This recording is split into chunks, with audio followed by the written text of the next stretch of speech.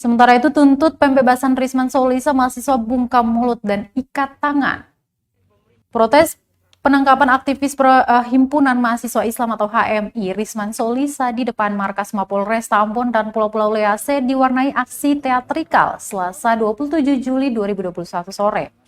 Dalam pertunjukannya, para pendemo menutup rapat mulut mereka dengan lakban hitam yang diartikan sebagai simbol pembungkaman terhadap kritik. Kemudian mereka memperagakan sikap seperti tengah dikejar ketakutan hingga kemudian ditahan oleh sekelompok orang. Salah satu peserta aksi Hijrah menjelaskan teatrikal tersebut menggambarkan sikap negara hari ini terhadap kritik mahasiswa yang membawa aspirasi masyarakat. Dia menyebut penahanan Kabid PTKP HMI cabang Ambon itu sebagai bukti kuat pembungkaman. Soulisa sebutnya bukanlah komunis, teroris, maupun koruptor yang harus diamankan paksa oleh pihak kepolisian. Untuk itu, dia pun mendesak agar Soulisa segera dibebaskan. Diberitakan sebelumnya, Soulisa ditangkap aparat kepolisian pada Minggu 25 Juli 2021 malam dan kini telah berstatus tersangka.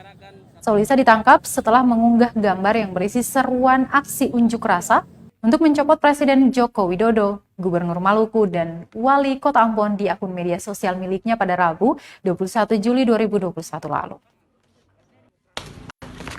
Tangkap. Tangkap. Masih di mobil. Masih di mobil. Tangkap. Itu provokator. Nah, itu bahasa pemerintah itu. Provokator itu. Tangkap.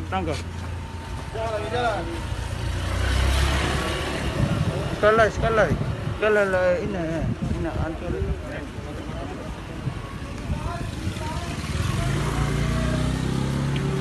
Jalan aja.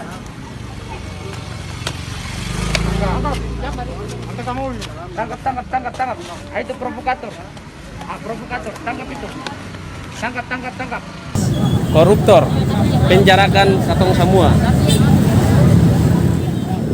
Ini aksi dia, Soulisa. Dia bukan. Terima kasih sudah nonton. Jangan lupa like, subscribe, dan share ya.